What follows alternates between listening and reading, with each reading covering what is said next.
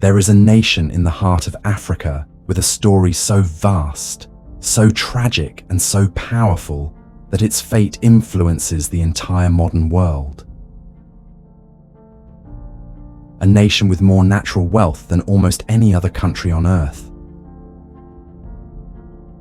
A nation whose land holds the future of technology, energy, and global power, and yet it remains one of the poorest. This is the paradox of the Democratic Republic of Congo. A country richer than imagination, yet poorer than logic. A place where the ground is treasure and the people live with almost nothing. This is the world's richest poor nation.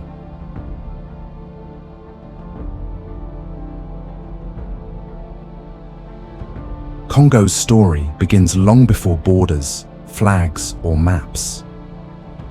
Millions of years ago, deep inside the earth, unimaginable pressure forged something extraordinary. Minerals fused, elements collided, mountain belts rose, and beneath the soil, a kingdom of riches was born. Cobalt, copper, gold, diamonds, uranium, coltan, rare earth elements. A catalogue of everything the modern world needs, in quantities no other country can match. Today, these minerals power phones, laptops, electric cars, satellites, and the clean energy systems of tomorrow. The future runs on Congo's geology. Its land is the backbone of the digital age. But as the world rises on this foundation, Congo struggles. Because while the ground is rich, the system is not built for Congolese people. The late 1800s, King Leopold II of Belgium claims the Congo as his personal property, not as a colony, but as a business venture, a private empire. Rubber becomes gold, ivory becomes cash, human life becomes fuel. Millions perish, hands are cut off as punishment, villages are burned for failing to meet quotas. It becomes one of the most brutal exploitation projects ever recorded. When the Congo Free State ends, the exploitation simply evolves. Belgium transforms Congo into a traditional colony, but the resource extraction continues. Copper from Katanga builds European industries, diamonds fuel global markets, and uranium from Congolese soil is used in the first atomic bombs. Even in the nuclear age, Congo's wealth is powering someone else's destiny, not its own.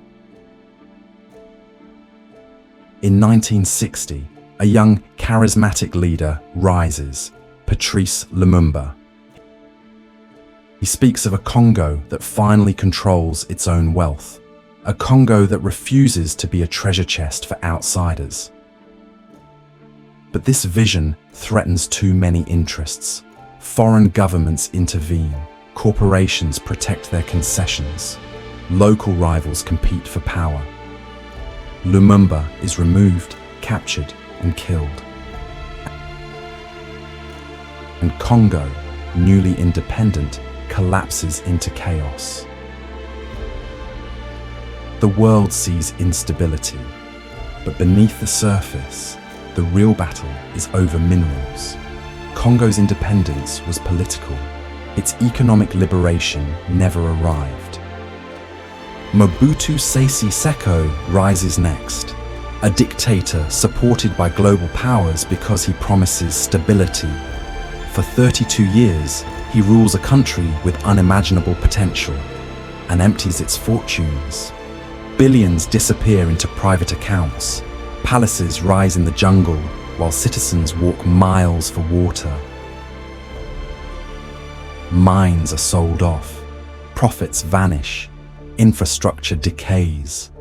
Congo's wealth becomes a personal empire, and by the time Mobutu falls, the nation is broke. but the ground is still rich.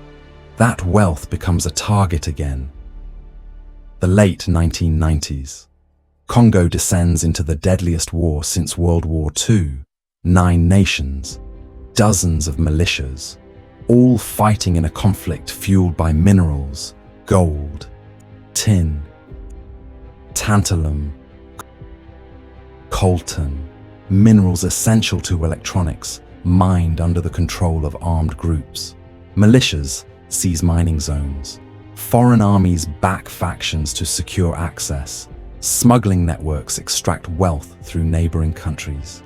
It becomes the African World War, a war where minerals become currency and millions of civilians pay the price, not because Congo is weak, but because Congo is rich. Today, Congo stands at the center of a new global race, a race not for land, but for cobalt. The world wants to electrify. Governments demand clean energy. Companies shift to electric vehicles. Tech giants need better batteries, and cobalt is the key. 70% of the world's cobalt comes from Congo. Most of the West's EV ambitions depend on Congolese miners digging by hand. Children carry sacks of mineral stones. Artisanal diggers descend into unstable pits with no protection. People risk their lives daily for wages that barely feed a family. The clean energy revolution, the movement meant to save the world, is built on the backs of the poorest people in one of the richest countries on earth. This is the modern paradox. The world moves toward a brighter future, powered by Congo's darkest reality. Congo's poverty is not natural. It is engineered. A system designed over a century, across colonialism, dictatorships, wars, and global markets. A system built on 5 realities. Foreign companies control extraction. Corruption drains national profits. Weak infrastructure blocks development. Armed groups tax mining routes. Raw materials leave Congo cheap and return to the world expensive. Congo digs the minerals. Other nations build the wealth. Every phone, every battery, every electric car depends on the labor of people who rarely see the benefits. And yet, Congo's potential is unmatched. Its cobalt and copper reserves could dominate global supply chains. Its river system could power half the continent. Its mineral wealth could build modern cities, towering skylines, advanced factories, and new industries. Congo could be a technological superpower, a clean energy capital, a global supplier of modern materials. It could become the engine of Africa's future. But potential means nothing when the world prefers Congo to remain a resource well, not a global competitor. Today's world depends on Congo more than ever. Your phone, your laptop, your car, your internet, your future. All of it traces back to Congolese soil. Congo is the heart of the world's mineral wealth, but its people remain among the poorest. Congo holds the key to clean energy, but suffers from a system built on exploitation. This is not a coincidence. It is a warning. The future of the world is tied to a nation the world has repeatedly failed. And if Congo collapses, the global economy will feel it, technology will feel it, energy markets will feel it, everyone will feel it. Congo's fate is no longer just an African story. It is a global one. Congo is the richest poor nation, a land of treasure, a land of tragedy, a land of potential. Its story is a mirror, reflecting how the world truly operates, who benefits, who pays the price, and how wealth without power becomes a curse. But Congo's future is not written. It is waiting for leadership, waiting for stability, waiting for a moment when the world finally values Congolese people as much as Congolese minerals. The rise, the fall, and the warning, all inside one nation.